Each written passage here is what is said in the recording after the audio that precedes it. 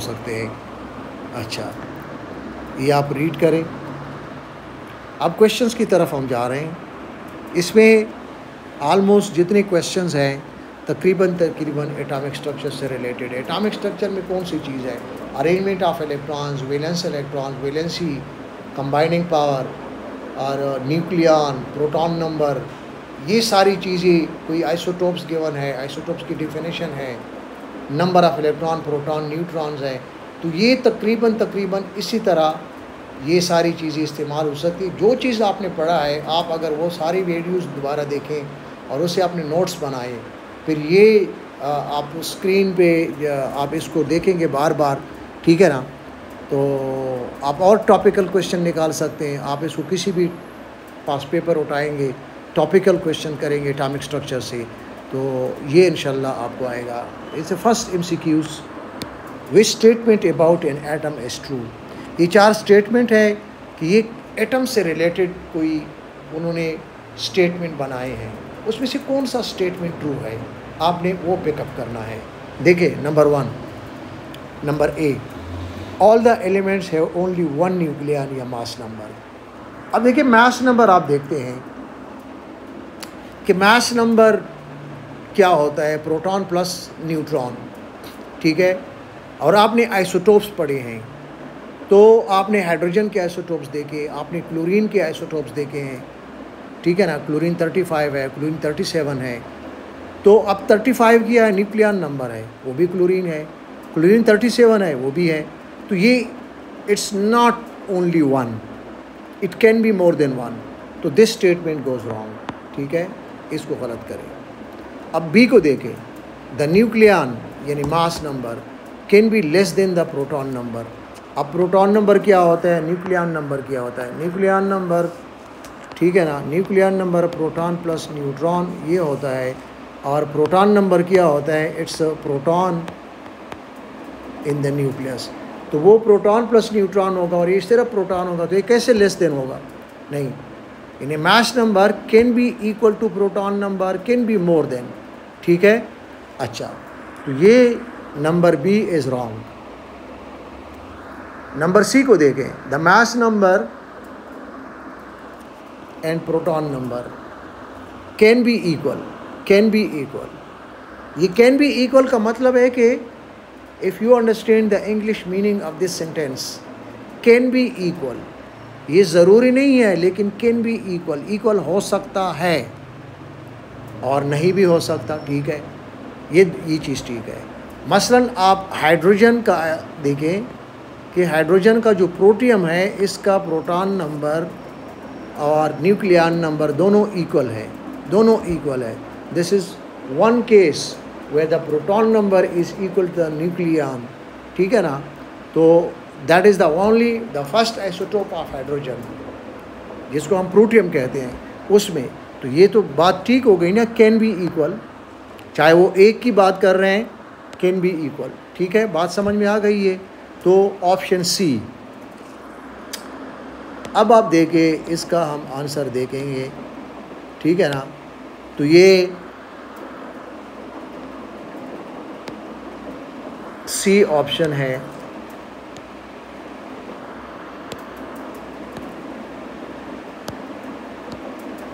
ठीक है। अच्छा, D को भी देखें, the number of neutrons never equal the number of electrons. नहीं, ये इक्वल हो सकते हैं। नेवर का मतलब है जो कभी ना हो, but they can be equal. मसलन आप देखिए,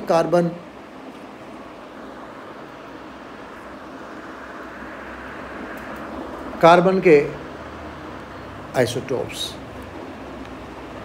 कार्बन 12 और इसका प्रोटॉन नंबर 6 है, प्रोटॉन नंबर 6 है और इसका न्यूक्लियन नंबर 12 है। देखिए ना, ये इसके प्रोटॉन 6 है और 12 - 6 6, तो न्यूट्रॉन 6 हो गए। न्यूट्रॉन और इलेक्ट्रॉन या प्रोटॉन सेम हो सकते हैं। कार्बन में 6 प्रोटॉन है, ये इलेक्ट्रॉन की बात है। तो न्यूट्रॉन, प्रोटॉन और इलेक्ट्रॉन्स तीनों इक्वल हो सकते हैं और नहीं भी हो सकते। अच्छा, लेकिन यहाँ पर है कि never equals the number of electrons, तो this is wrong, C is the option, ठीक है। What is the definition of nucleon mass number, ये डेफिनेशन आपको आता है तो ये कोई मुश्किल नहीं होगा इसको।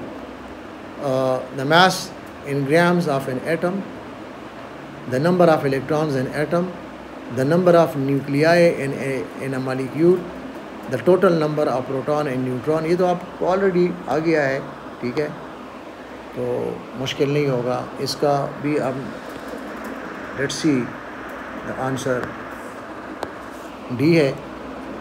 अच्छा, अब नेक्स्ट क्वेश्चन नंबर 3,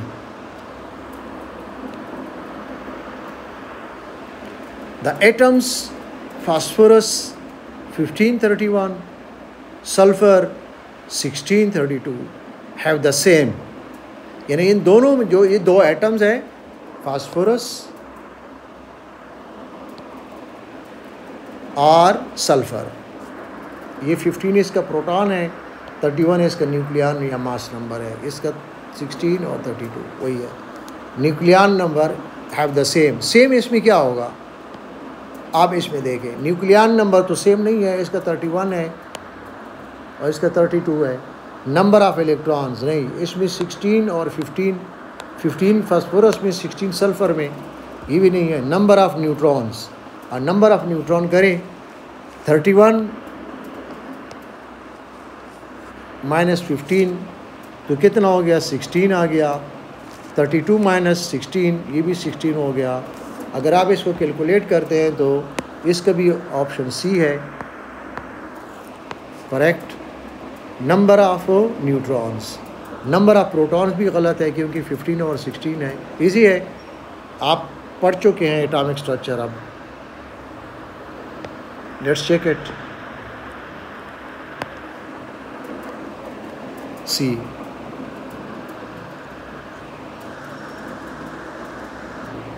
ये देखें क्वेश्चन नंबर 4,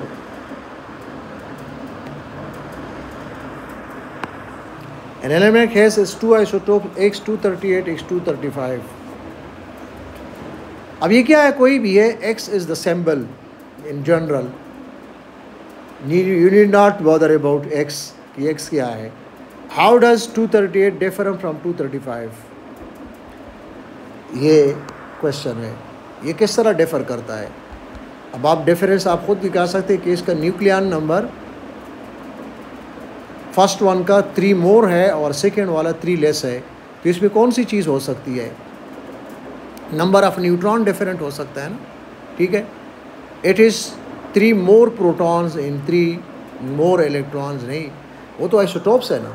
आइसोटोप्स में इलेक्ट्रॉन और प्रोटॉन सेम होते हैं, डिफरेंट नहीं होते। ये is wrong. It is 3 more protons but no more electrons, नहीं, ये भी गलत है।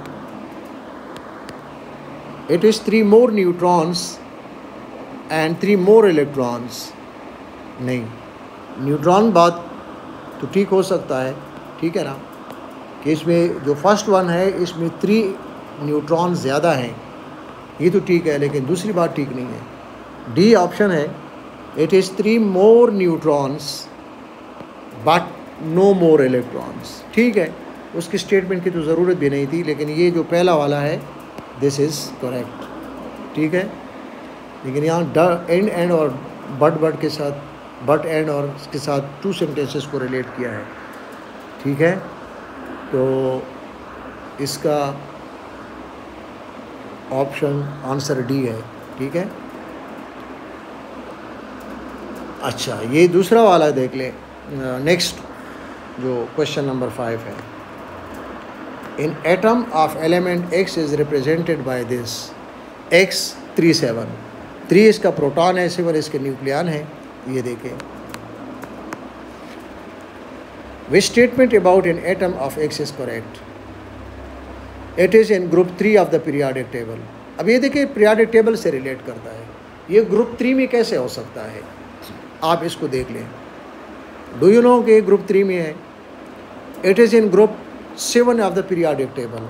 आपको किस तरह इसका पता चले कि ये ग्रुप 7 में है या नहीं है, तो ये मैं तरीका बताऊँगा ना। The total number of protons and electron is 6। क्या ये स्टेटमेंट ठीक है? The total number of protons and neutron is 10। नहीं, ये भी गलत है, ये भी गलत है। अब ये इसको कह नहीं सकते 10 नहीं है। 10 कैसे नहीं है? यानी इसमें प्रोटॉन 3 है, तो न्यूट्रॉन कितने हैं? वो आपको पहले तरीका पढ़ चुके हैं कि इसमें न्यूट्रॉन कितने हैं, 7 - 3 4 हैं। तो प्रोटॉन अगर 3 है और न्यूट्रॉन 4 है तो इट्स नॉट 10। अच्छा, फिर अब देखें, the total number of protons and electrons is 6। अब इसमें प्रोटॉन क्या है? प्रोटॉन नंबर 3 है, तो 3 प्रोटॉन है, तो प्रोटॉन और इलेक्ट्रॉन इक्वल होते हैं, तो 3 + 3 = 6। It's very much according to this. C option ठीक है। पहला वन क्यों नहीं ठीक? It is in group 3 of the periodic table. अच्छा, ग्रुप नंबर को आप कैसे रिलेट कर सकते हैं? अब इसकी इलेक्ट्रॉनिक कन्फिग्रेशन करें। इसमें 3 प्रोटॉन है ना एक्स का, चलो ये एक्स कोई है, पहले ऑर्बिट में 2 इलेक्ट्रॉन, दूसरे में 1 इलेक्ट्रॉन, तो ये ग्रुप 1 में है। क्यों? आउटर मोस्ट इलेक्ट्रॉन ग्रुप को रिलेट करता है, तो it's not in group 3, it's in group 1। तो ये ऑप्शन भी गलत है। बी को देखिए, बी क्यों नहीं ठीक? ये कहते हैं कि ग्रुप 7 में है। ग्रुप 7 में कैसे है? वो भी आपने देख लिया, वो भी गलत है। इसका फिर आप इलेक्ट्रॉनिक कन्फिग्रेशन करें कि ग्रुप 7 में नहीं है। एक्स का इलेक्ट्रॉनिक कन्फिग्रेशन करेंगे, 3 इलेक्ट्रॉन्स हैं, बिकॉज प्रोटॉन नंबर 3 इलेक्ट्रॉन्स है, तो ये 2 1, और इसका 2 1 का मतलब है कि आउटर शेल में इसके कितने इलेक्ट्रॉन्स हैं?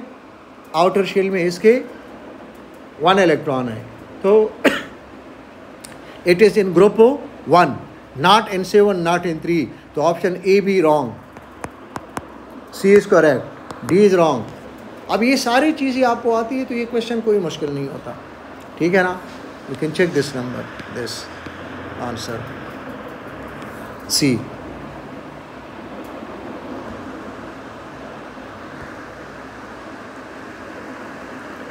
इसको देखें, नंबर 6 को।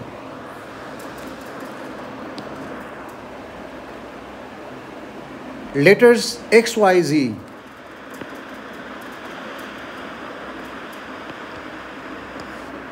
represent different atoms। X में क्या है? 19 40 पहला वाला, X 19 इसका प्रोटॉन नंबर है 6 न्यूक्लियन, और फिर Y this, should I highlight it, ये 39 19 40 20 प्रोटॉन नंबर और nucleon number. What can be deduced from the proton numbers and the nucleon numbers of X, Y and Z? किस चीज़ से? Proton numbers और proton numbers and nucleon numbers. Nucleon ऊपर है, proton number नीचे है। X and Y are the same element, X and Y, ठीक है? क्या ये सेम एलिमेंट है? हाँ, प्रोटॉन नंबर दोनों की सेम है, 19 19 19 19 दोनों के हैं, तो सेम एलिमेंट है। आप अगर आइसोटोप्स की डेफिनेशन को रिकॉल करें, atoms of the same element having same proton number but different number of nucleon और डिफरेंट नंबर ऑफ न्यूट्रॉन। यहाँ न्यूट्रॉन का डायरेक्ट नहीं गिवन है, बट वी कैन कैलकुलेट, ठीक है ना? तो न्यूक्लियन तो डिफरेंट है, 40 और 39, लेकिन 19 19 दोनों का सेम है, तो ऑप्शन ए इज़ करेक्ट। लेकिन बी सी डी को भी जाएं, देखें ना, X and Z are the same element, नहीं, एक्स और जी का इसका 19 है और दूसरी का 20 है, ये भी सेम नहीं है, ये भी ऑप्शन गलत है, रॉन्ग। सी को देखें,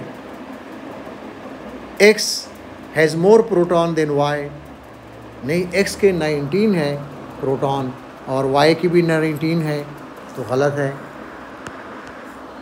D, G has more neutrons than Y, G के न्यूट्रॉन्स कितने हैं?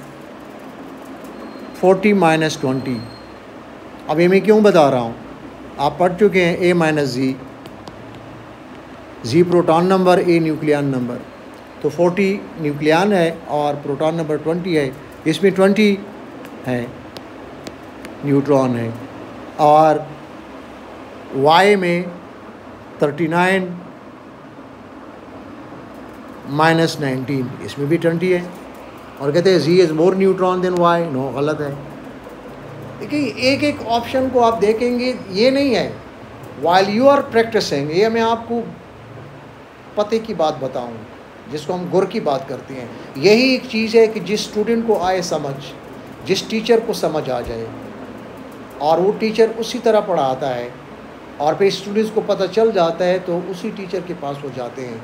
चाहे वो ऑनलाइन ट्यूशन है, चाहे वो एकेडमी है, चाहे वो स्कूल में है, उनको पता चल जाता है, लोगों को, पेरेंट्स को पता चल जाता है कि जी इस स्कूल में ये वाली टीचर्स हैं, ओ लेवल में, ए लेवल में।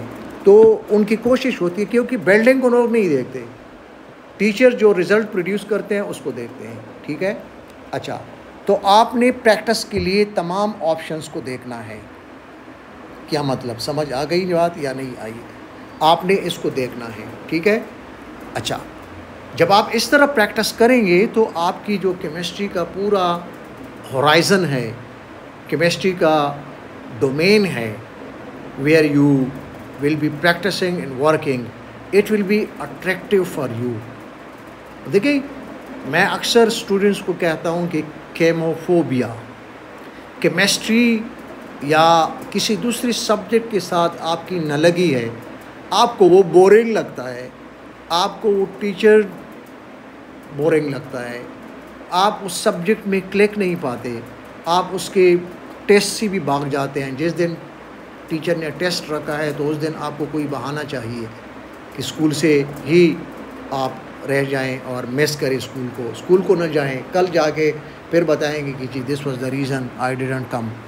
तो फिर देखा जाएगा। ये क्यों होता है? ये इसलिए होता है कि आपने शुरू के दिन से उस सब्जेक्ट में एक तो एफिशिएंसी नहीं दिखाई, फिर रेगुलरिटी नहीं दिखाई, ये सारी चीज़ें कंबाइन होनी है। फिर टीचर पे डिपेंड करता है कि वो आपके उसमें एनहांस करे, इंक्रीज़ करे, इंटरेस्ट को उभारे, बाहर निकाले, वो आपके लिए अट्रैक्शन पैदा करे। तो फिर जाके जब आप ख़ुद काम करते हैं, देखते हैं, ठीक है ना, ये जब मैं आपके साथ डिस्कस कर रहा हूँ, अब आप यूट्यूब देखेंगे तो आप अपने आप को इसके मुताबिक डालें, ठीक है ना, और नहीं तो फिर मेरे साथ इस चैनल के ज़रिए से मेरे साथ रब्ता करें, ठीक है ना। ये व्हाट्सएप के ज़रिए से आप रब्ता कर सकते हैं, चैनल के ज़रिए से रब्ता कर सकते हैं, ठीक है ना। मैं ऑनलाइन भी पढ़ा रहा हूँ, तो फिर आप उसके लिए रब्ता करेंगे। और ज़ाहिर है कि काम ही यही है कि ये करना है, ठीक है ना। तो फिर आपको इस तरह अटैक करना है सब्जेक्ट के ऊपर। आपको उससे अगर थोड़े से डर महसूस करते हैं आप, यानी जिस आदमी से आपको कोई खौफ लग रहा है, जिस लड़के से, जिस क्लास फेलो से, जिस स्टूडेंट से आपको कोई डर लगता है स्कूल में, कॉलेज में, तो वो आप उसको देख नहीं सकते। आप देखेंगे तो आप परेशान हो जाते हैं, आप वहाँ से चले जाते हैं, कोशिश करते हैं या वेट करते हैं कि वो वहाँ से चला जाए, फिर आप वहाँ पे कोई अपनी इंटरेस्ट की बात करते हैं। इस तरह सब्जेक्ट की भी यही, ऐसे डेवलप करें। यू कांट हेल्प इट, कि आपको कोई एक्सक्यूज़ आपका नहीं चलेगा, आपको इसको करना है। अगर आपने ओ लेवल करना है, आपने मैट्रिक करना है, तो फिज़िक्स, केमिस्ट्री, जो भी साइंस के सब्जेक्ट्स है, अगर आप साइंस ले रहे हैं तो केमिस्ट्री और फिज़िक्स पढ़ना पड़ेगा, ठीक है ना। मैं केमिस्ट्री की बात करूँगा तो केमिस्ट्री इंटरेस्टिंग है, बिलीव मी इंटरेस्टिंग है। ये नहीं है कि आप कहेंगे कि सर आपको तो आता है इसलिए इंटरेस्टिंग है, ये आपके लिए मैं इंटरेस्टिंग बनाऊँगा, ठीक है ना। कि जब आपने पूरा एक टॉपिक पढ़ लिया, टीचर ने एक्सप्लेन किया एक एक चीज़ को, और वो आपके माइंड में है, आप दोबारा पढ़ें, just after that come to the questions की तरफ आ जाए। अब देखिए, आप 10 क्वेश्चंस करेंगे तो पूरा टॉपिक रिकॉल होगा। अब मैं आपके साथ डिस्कस कर रहा हूँ ना, रिकॉल हो जाएगा ये, ठीक है। ये इसलिए मैंने बीच में ये बातें की ताकि ये सिर्फ ना हो कि मैं सिर्फ केमिस्ट्री को स्टिक रहूँ और आपको फिर इस तरह की इंटरेस्ट की बात आपकी ना करूँ, तो ठीक है ना। ये बेटा आप ये ज़रूर देखें। अब देखिए, ये क्वेश्चन इम्पोर्टेंट है, ठीक है। अब आप देखें इसको, पहले क्वेश्चन को रीड करें। ये पहला क्वेश्चन ऊपर है, फिर उसका नीचे पिक्चर गिवन है ग्राफ का। Which graph shows the number of outer electrons, the number of electron in the outer shell of an atom plotted against the proton atomic number for the first 10 elements in the periodic table. First element means from hydrogen to neon. इसका 1 है, इसका 10 है, 1 to 10, ठीक है। अच्छा, number of outer electrons plotted है, number of outer electrons plotted है, ठीक है ना। अच्छा, अब अगर आपको एटॉमिक स्ट्रक्चर आता है, मैं आपको ये बताता हूँ, थोड़ा सा यहाँ पे आपका टाइम लगेगा SMCQs पे। हाइड्रोजन का आउटर इलेक्ट्रॉन 1 है, हीलियम के आउटर इलेक्ट्रॉन 2 है, लिथियम के आउटर इलेक्ट्रॉन कितने हैं, 1 है, बेरिलियम के आउटर इलेक्ट्रॉन 2 है। फिर आप नीचे आए, उसी के साथ आगे जाएं, बोरॉन का आउटर इलेक्ट्रॉन 3, कार्बन के आउटर इलेक्ट्रॉन 2, 4। ये इसलिए मैं डायरेक्ट लिख रहा हूँ कि मैं थोड़ा सा टाइम बचा रहा हूँ, क्योंकि प्रोटॉन नंबर हाइड्रोजन का 1, हीलियम का 2, लिथियम का 3, बेरिलियम Be 4, और इसी तरह नंबर ऑफ़ इलेक्ट्रॉन से आपको पता चल जाएगा। फिर इसके बाद है नाइट्रोजन, नाइट्रोजन 7 है, तो 7 इलेक्ट्रॉन है, 2, 5 है। ऑक्सीजन का 8 प्रोटॉन नंबर है, 8 इलेक्ट्रॉन्स है, तो 2, 6 है। इसके बाद है फ्लोरीन 2, 7 और नियॉन 2, 8। ये है इलेक्ट्रॉनिक स्ट्रक्चर। आपको अगर ये आता है, आपने डेवलप किया पूरा, आप मेरा रिसोर्स देखें, पढ़ें, ठीक है ना। ये सारे एटॉमिक स्ट्रक्चर की वीडियोस आप देखें, आपको ये बहुत इम्पोर्टेंट है। ये किस तरह मैंने किया, ये ऑक्टेट डुप्लेट रूल और जो वो डिस्कस किया, और electronic configuration, number of electrons, ठीक है, तो वो कितने हैं, फिर फर्स्ट ऑर्बिट में कितने आते हैं, 2 मैक्सिमम आते हैं। उसके बाद हम जाते हैं 8 तक जाते हैं सेकंड में मसलन ये लिथियम में आप देखें, 1 है। अब 1 इसलिए है कि उसके आगे इलेक्ट्रॉन है नहीं है, तो क्या रखेगा, it is only left with 1 electron to go into the second orbit. Beryllium क्या है, बेरिलियम के पास 2 इलेक्ट्रॉन बचते हैं कि वो सेकंड में जाए। इस तरह boron 2, 3, carbon 2, 4, nitrogen 2, 5, oxygen 2, 6, fluorine 2, 7, neon 2, 8, और नियॉन का कंप्लीट है, ठीक है। यहाँ पर हमने कंप्लीशन को नहीं देखना है। अच्छा, अब आप इसको प्रोटॉन नंबर इसका 1 है। अब मैं यहाँ पर प्रोटॉन नंबर आपको बताता हूँ, ये 1 है, 2, 3, 4, 5, 6, नाइट्रोजन 7, ऑक्सीजन 8, फ्लोरीन 9, नियॉन 10। अच्छा, 10 is the proton number if it is plotted versus the number of valence electron। तो नंबर ऑफ वैलेंस इलेक्ट्रॉन देखे मैं हाईलाइट करूँगा। हाइड्रोजन में 1, हीलियम में 2, लिथियम में फिर 1, बेरिलियम में 2, फिर आगे बेरिलियम से ऑनवर्ड ये यूनिफॉर्म इंक्रीज़ है, क्योंकि 2, 3, 4, 5, 6, 7, 8 तक है। मेरे ख्याल में यू गॉट द आंसर। अब आप ग्राफ के ऊपर जाएंगे तो आपको लगेगा कौन सा है, शाबाश, बताएंगे मुझे कौन सा है। हाँ, ये आप ख़ुद कर ले, I am not going to tell you. मैंने बता दिया कि ये प्रोटॉन नंबर है हॉरिजॉन्टल रो के ऊपर, वर्टिकल एक्सिस वाई एक्सिस के ऊपर है number of outer shell electrons. ये ऊपर से आप फिर देखेंगे, ये देखें ये मैंने सॉल्व किया है, मैंने इलेक्ट्रॉनिक कन्फिग्रेशन आपको दिया है, आप खुद रिलेट करेंगे ना। I am not going to tell you this, खुद करिए। अब तो मैंने सॉल्व कर दिया ऑलमोस्ट, लेकिन सिर्फ कॉमन सेंस यूज़ करें, ठीक है। द फॉर्मूले of the ions of 4 elements are shown below.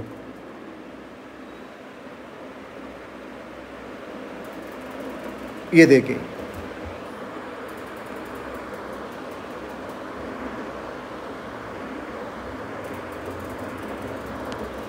ये देखें, oxide ion, fluoride ion, lithium and magnesium ions. Which statement about these ions is correct? एक statement correct होगा ना, is correct.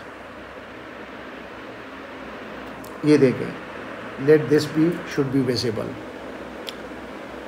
They all have the same number of electrons in their outer shells. नहीं, lithium के outer shell में क्या रह जाएगा, आप कर चुके हैं, ऊपर अभी देख चुके हैं, ठीक है ना। जब उसमें 1 इलेक्ट्रॉन है, आउटर शेल में 1 है, when it gives up 1 electron तो it is left with 2 electron, क्योंकि वही रह जाएगा आउटर शेल, ठीक है ना। तो ये आयंस की बात कर रहा है, एटम्स की नहीं। व्हाट दे हैव शोन, ये वाले, इसकी बात कर रहे हैं। B is wrong. B, the same electronic structure is a noble gas, इसको देखेंगे।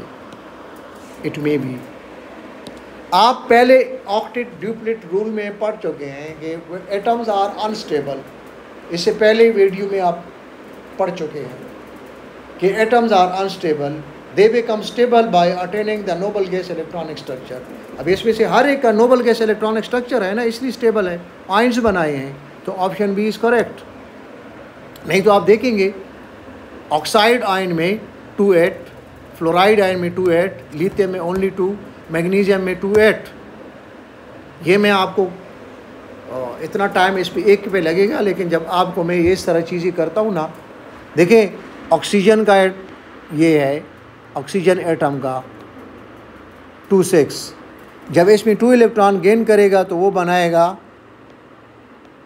ऑक्साइड आयन, ये होगा, इसका स्ट्रक्चर हो जाएगा इलेक्ट्रॉनिक 2-8।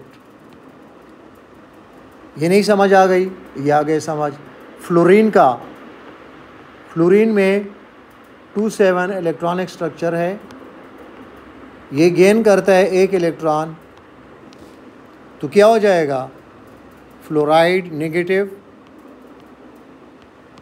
2-8। ये 2-8 नियॉन का इलेक्ट्रॉनिक कन्फिग्रेशन है या नहीं है। लिथियम का देखें,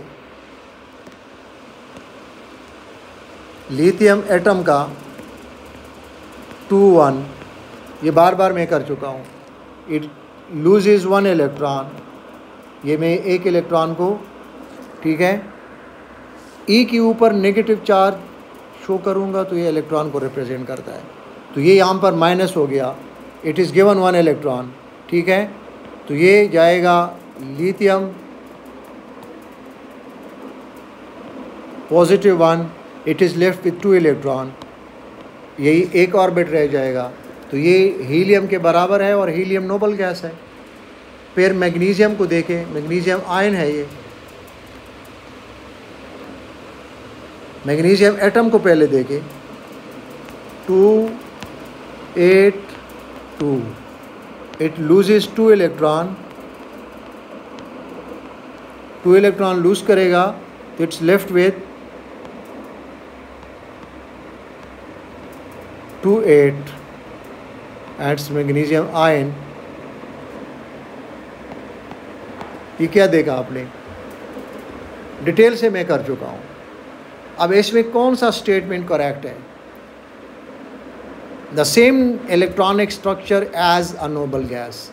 इसमें जितने आयन्स आपने देखे, ऑक्साइड आयन को देखे 2-8 लाइक नियॉन, फ्लोराइड आयन है 2-8 like neon, lithium only 2 like helium, वो भी नोबल गैस है, मैग्नीशियम आयन 2-8, ये उसी तरह है। देख लिया आपने, ठीक है। ये आज के लिए सफिशेंट है इंशाल्लाह। लेकिन इसको करके भी आपको आना चाहिए कि बहुत सारे, अब आप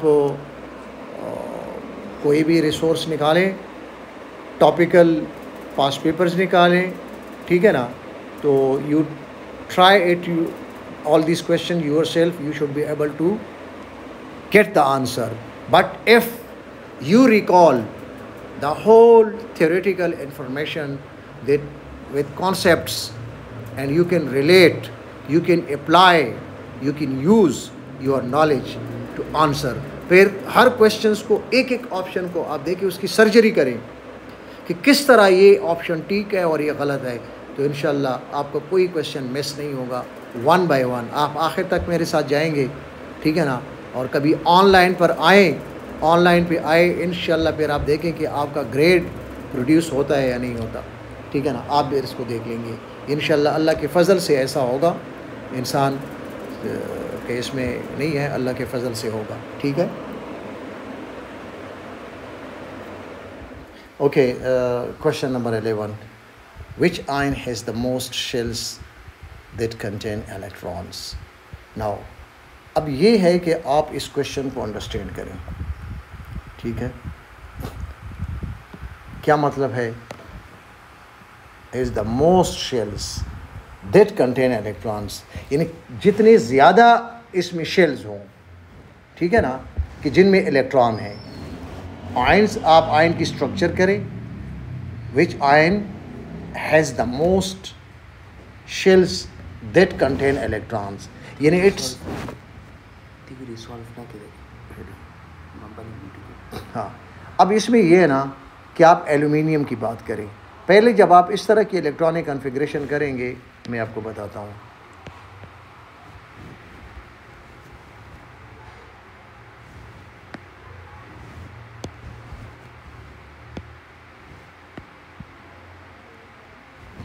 पहले जब आप इसकी इलेक्ट्रॉनिक कॉन्फ़िगरेशन करेंगे, aluminium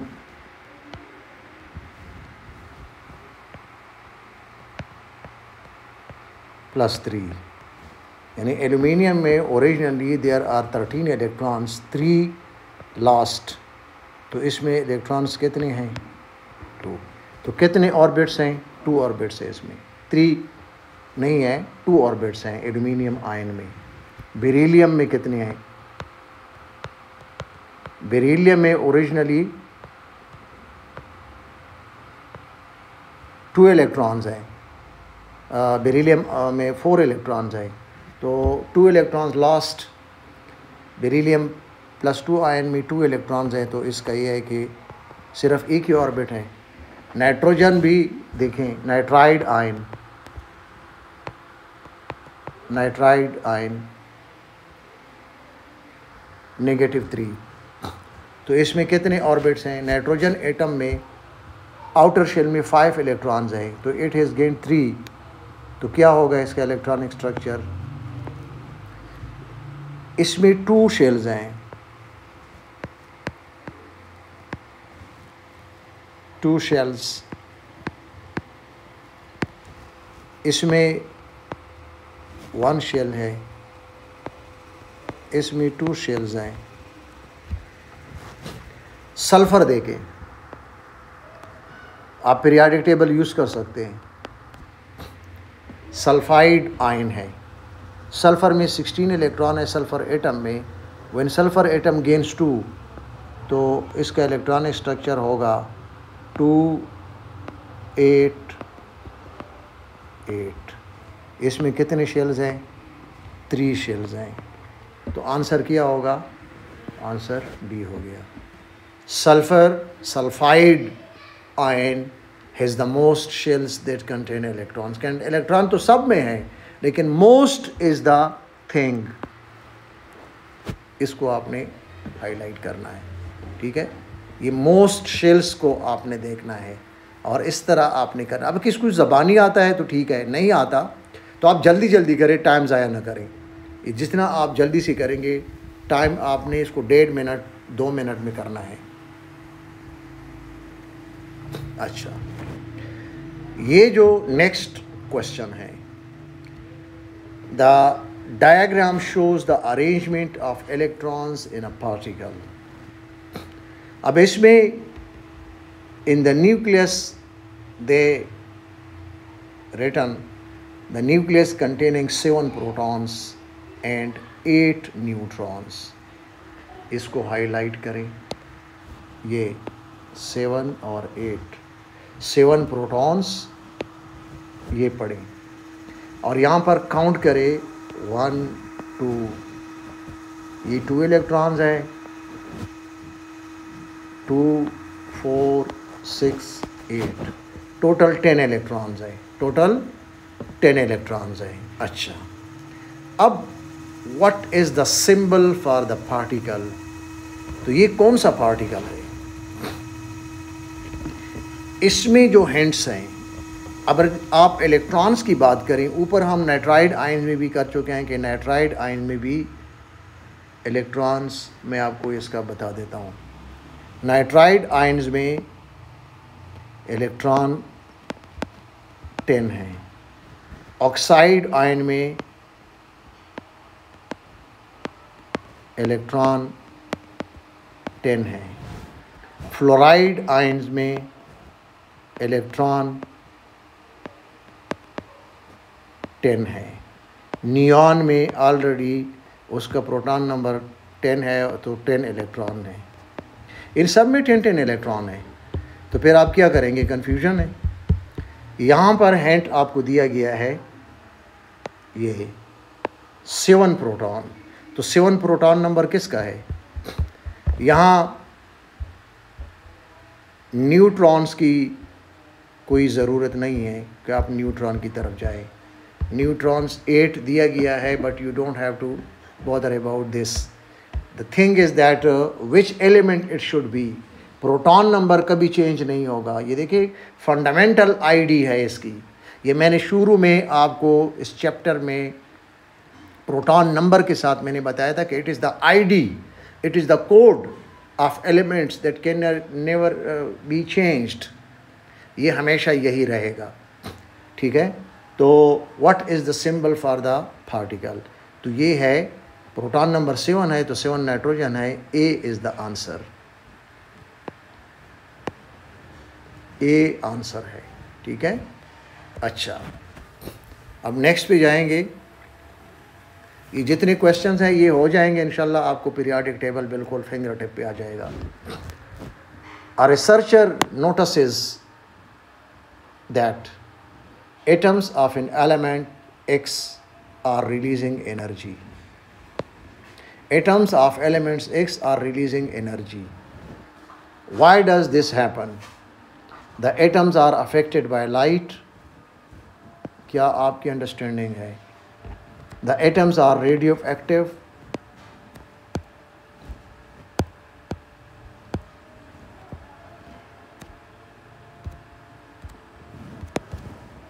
The atoms are radioactive. The atoms react with argon in the air. देखिए रिलीजिंग एनर्जी से क्या कॉन्सेप्ट है?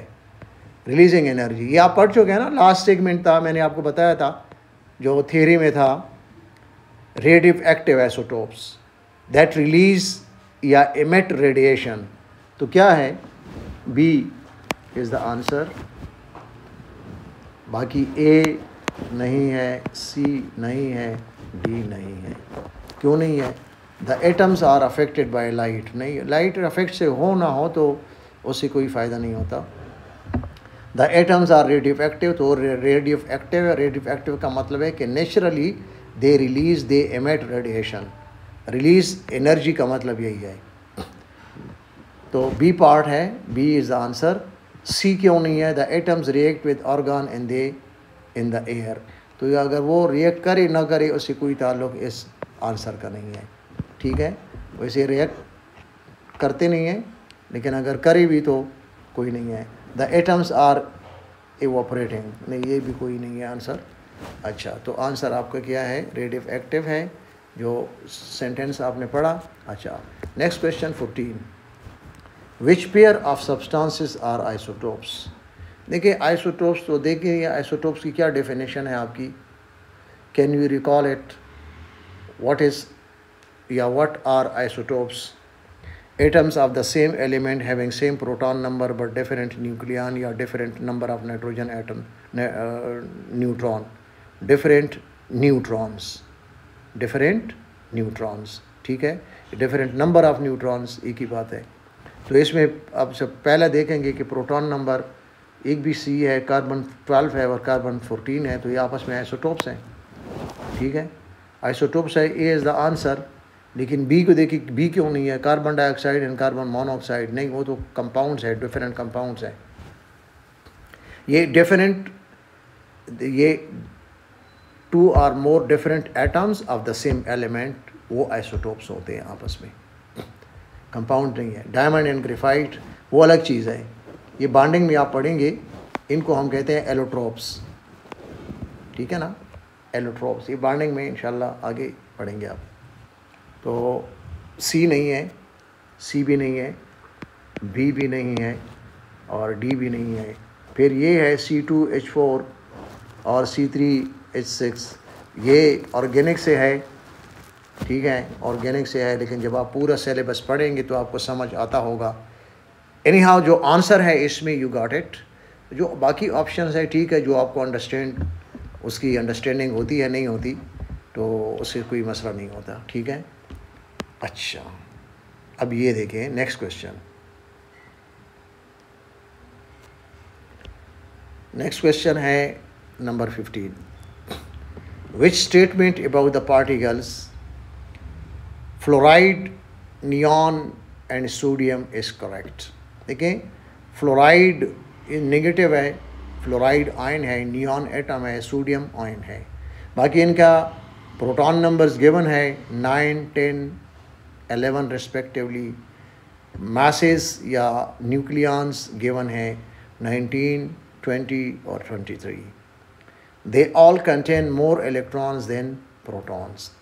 नहीं, देखें, ये फर्स्ट ऑप्शन ठीक नहीं है, इट्स रॉन्ग, ये करेक्ट नहीं है। क्यों? हमेशा प्रोटॉन्स और इलेक्ट्रॉन्स इक्वल होते हैं एटम्स में, लेकिन यहाँ पर नियॉन में इलेक्ट्रॉन्स और प्रोटॉन सेम है। सोडियम में एक प्रोटॉन एक्स्ट्रा है, एक इलेक्ट्रॉन कम है because it is lost. Fluoride में एक इलेक्ट्रॉन ज़्यादा है बिकॉज इट इज़ गेन्ड। ये गेन लॉस ऑफ इलेक्ट्रॉन में पहले समझा चुका हूँ, थ्योरी में, टॉपिक में आप पढ़ चुके हैं, ठीक है। They all contain more neutrons than protons.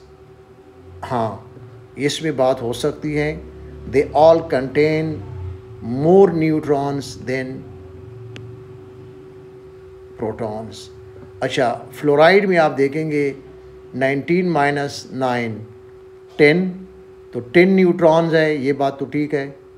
लेकिन नियॉन में देखें 20 माइनस 10 10, तो 10 प्रोटॉन और 10 न्यूट्रॉन्स, तो फिर दे ऑल कंटेन, ये गलत हो गया बात, ठीक है ना।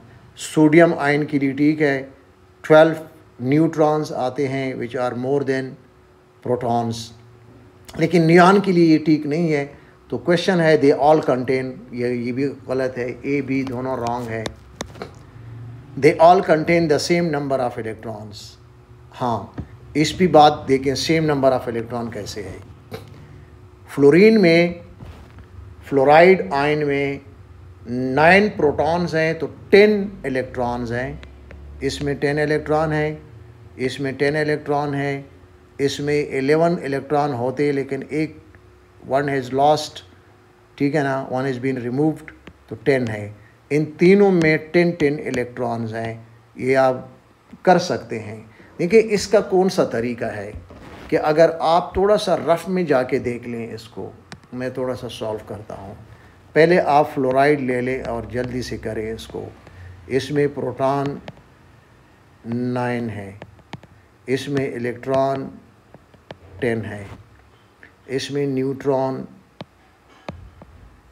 19 माइनस 9 10। फिर आप देखें नियॉन में, देखें जल्दी जल्दी से करें। नियॉन में प्रोटॉन है 10,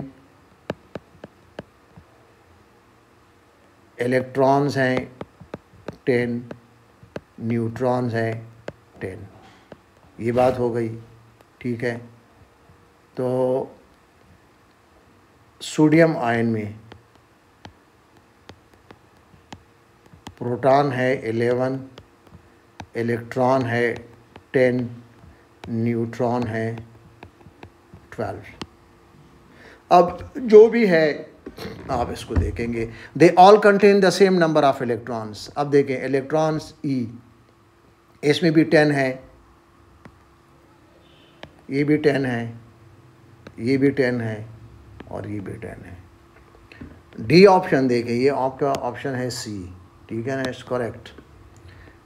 डी ऑप्शन देखें, दे all contain the same number of protons. नहीं, सेम नंबर ऑफ प्रोटॉन तो नहीं है ना, 9, 10, 11 प्रोटॉन्स हैं तो इक्वल नहीं है। बल्कि एटॉमिक स्ट्रक्चर आप कर चुके हैं, ये कोई इतने मुश्किल क्वेश्चंस नहीं है।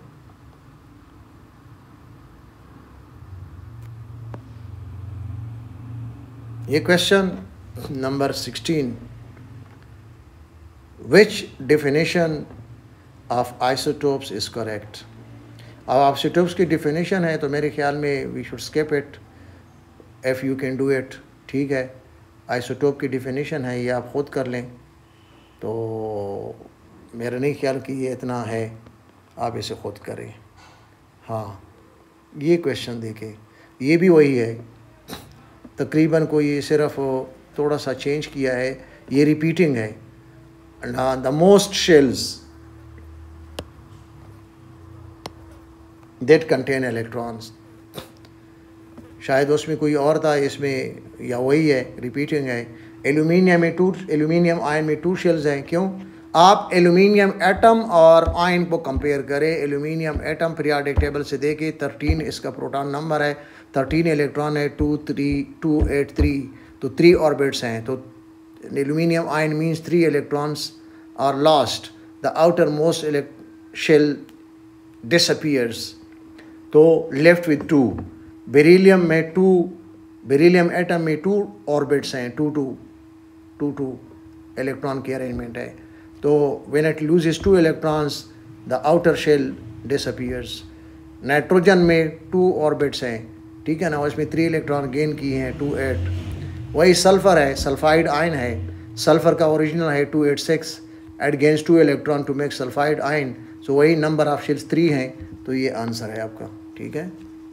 हाँ, ये क्वेश्चन है, ये क्वेश्चन है, ये यूँ समझे कि क्वेश्चंस का ये फाइनल राउंड है। जिस तरह किसी टूर्नामेंट का फाइनल होता है ना, फाइनल में जब टफ कंपटीशन होता है, ठीक है ना, the hardest question ever you come across, ठीक है ना। ये जब फर्स्ट टाइम मैंने देखा था ये भी था। अच्छा, इसमें पहले तो क्वेश्चन आप रीड करें इसको। The diagram shows the relative mass and the relative charge of 2 particles. ये पार्टिकल जो है ना, ये दिस एंड दिस, ठीक है, ये 2 पार्टिकल्स, मैं इसको यहाँ पे 2 पार्टिकल्स, दिस और ब्लैक कलर नहीं होगा, लेकिन चलो ठीक है, मैं इसको सॉलिड बनाता हूँ। दिस एंड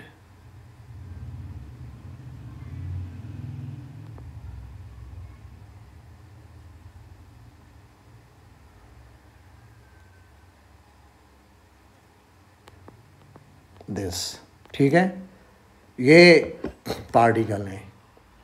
आप इसको ध्यान देखें, ये पहले रिलेटिव मास दिखाया है, रिलेटिव मास। ये जो ब्लैक वाला है इसका चार्ज है -1 और ये जो दिखाया है इसका चार्ज है 0, ठीक है। Which of these particles are present in a hydrogen atom and in a hydrogen ion. Hydrogen atom में, ठीक है, हाइड्रोजन एटम में और हाइड्रोजन आयन में, इनमें से कौन कौन से पार्टिकल एग्जिस्ट करते हैं। जब तक आपको इन पार्टिकल्स की आइडेंटिटी ना हो कि ये जो पार्टिकल है इसका मास है 2000 रिलेटिव मास, और ये जो पार्टिकल है इसका मास है 1, और ये जो है इसका चार्ज है 0 और इसका चार्ज है 1, ठीक है ना। अच्छा, अब आप इसको आइडेंटिफाई करें कि ये पार्टिकल कौन कौन से हैं। जाहिर है कि पार्टिकल 3 हो सकते हैं।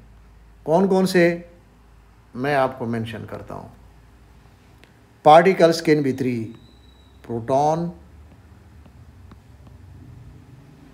इसका मास है 1 और चार्ज है +1। न्यूट्रॉन, इसका मास है 1 और चार्ज है 0। और इलेक्ट्रॉन,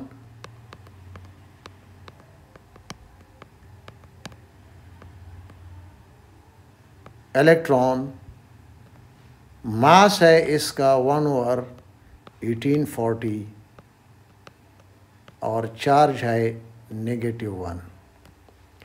अच्छा भाई देखें, ये तो प्रॉब्लम सॉल्व हो जाएगा कि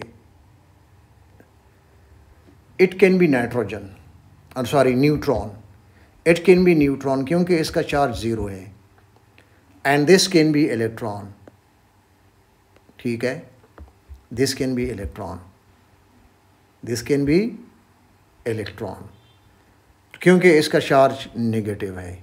लेकिन व्हाट अबाउट द मासेस,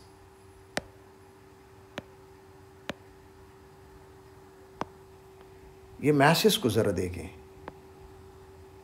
इसका मास 2000 है और इसका मास 1 है। ये क्यों है? यहां पर आ जाए, अगर इसको मैं 1840 को राउंड ऑफ करूं 2000 में, तो बात आपकी समझ में आ गई कि electron is 2000 times smaller than, lighter than 1 neutron और 1 प्रोटॉन। अब अगर आप, यानी electron is down by 2000 times then the mass of a neutron or a proton, यानी इसको अब करें ना 1 divided by 2000।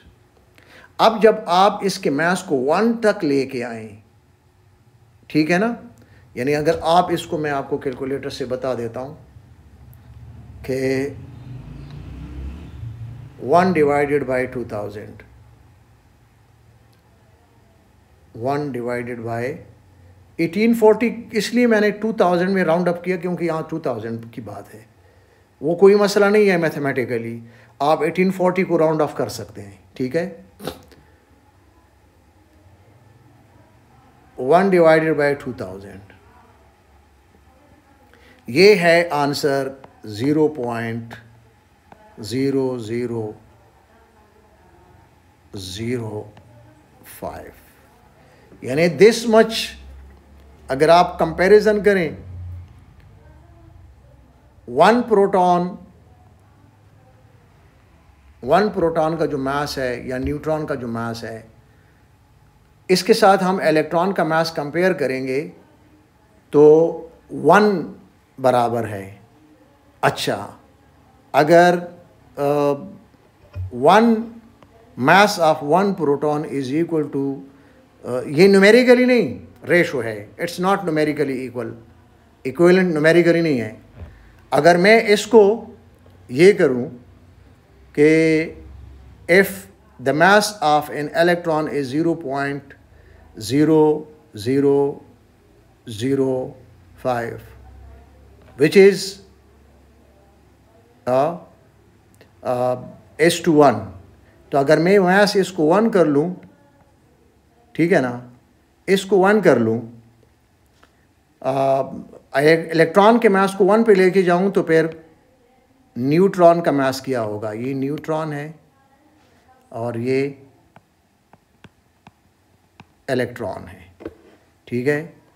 Mass of neutron और मास ऑफ, देख क्रॉस मल्टीप्लिकेशन करेंगे तो 1x is equal to 1 divided by 0.0005। तो ये आप करेंगे 1 डिवाइडेड बाय 0.0005। गलत हो गया, पता नहीं क्या हो गया। 1 डिवाइडेड बाय 0.0005, ये 2000 के बराबर आ जाएगा। अब बात समझ में आ गई। अब if we consider the mass of an electron to be 1, then the mass of either proton or neutron would be 2000। अच्छा, लेकिन ये प्रोटॉन नहीं है बल्कि ये है न्यूट्रॉन। क्यों न्यूट्रॉन है? नीचे आए ना इसको, ये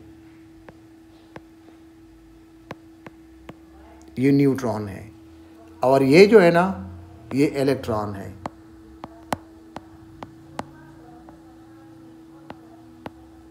ये इलेक्ट्रॉन क्यों है? इसका चार्ज -1 है। ये न्यूट्रॉन क्यों है? इसका चार्ज 0 है, ठीक है।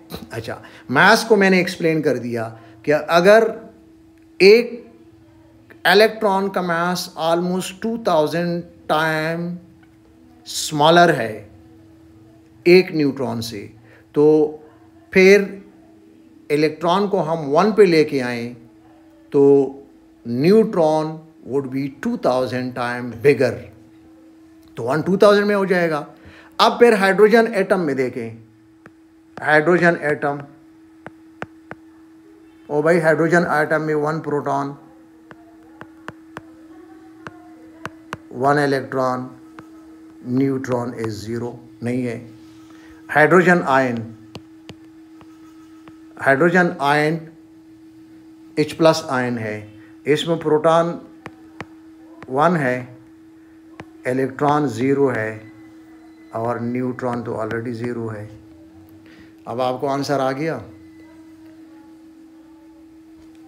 ऑप्शन आपको आ गया। पहले देखें A, both this and this यानी neutron and electron are present, गलत है। जब ये गलत है तो आगे भी गलत है। Both this and this hydrogen atom में प्रेजेंट है, ब्लैंक न्यूट्रॉन है बट इलेक्ट्रॉन नहीं है, तो उधर न्यूट्रॉन भी नहीं है, गलत है। अच्छा, हाइड्रोजन एटम में इलेक्ट्रॉन है जो ब्लैक है बट नॉट न्यूट्रॉन नहीं है, ठीक है। फिर हाइड्रोजन आयन में कोई भी नहीं है, neither this and this, C option है आपका। देखिए क्वेश्चन कैसा है। इमेजिन कि ये अनसीन क्वेश्चन आया होगा, स्टूडेंट्स का दिमाग पेरा होगा नहीं पेरा होगा, स्टूडेंट्स को छोड़ें, ये आप टीचर्स को दे दें। मैं ये बात नहीं करता कि किस टीचर को दें, किसी को भी दे, अनसीन कर लेगा लेकिन 10 मिनट लेगा। और फिर can we afford taking 10 minutes by solving just 1 MCQ? No, ये नहीं हो सकता, ठीक है बेटा। ये अब आपको आ गया स्क्रीन पे, आप इसको देख लें, ठीक है। आप कमेंट करें, कमेंट करें भाई, ज़रूरी है कि मैं ये काम डाल रहा हूँ, ये फ्रीलांस है, ठीक है ना। इसमें मेरी जो एडवांटेज है मेरा अपना इन द लॉन्ग रन है, लेकिन ये है कि आप कमेंट करें, ठीक है ना। ये फ्री ऑफ कॉस्ट आप पढ़ रहे हैं, ठीक है ना।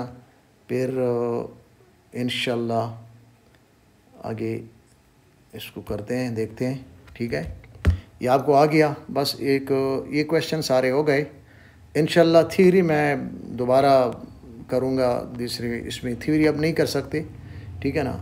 ये क्वेश्चंस मैंने डाल दिए, तो आप इस पर कमेंट करें, इसको देखें कि ये वाला क्वेश्चन आपको कैसे लगा, ठीक है ना। इसका मार्किंग स्कीम भी देखें, ठीक है ना, कि अगर आपको गलत लगा होगा कि ये आंसर कैसे आया, ठीक है ना। और ये आप यूट्यूब सर्च करें कि किसने किस तरह इसको सॉल्व किया है। अभी क्या होगा, क्योंकि इसके 2 साल हो गए इस क्वेश्चन के आया हुआ, पुराना हो गया, लेकिन ये जो आया था ना, तो उस वक़्त भी मुझे पता है, ठीक है ना, कि कई लोगों को, ये स्टूडेंट्स को तो बिल्कुल समझ ही नहीं आ रहा था। मैंने क्लास में समझाया था, मैंने बहुत सारे स्टूडेंट्स को साथ बिठा के समझाया था, बार बार समझाता था तो उनको समझ नहीं आती थी, लेकिन ये मेरे ख्याल में इस तरीके से आपको समझ आ गया होगा। ठीक है, इंशाल्लाह विल मीट यू नेक्स्ट।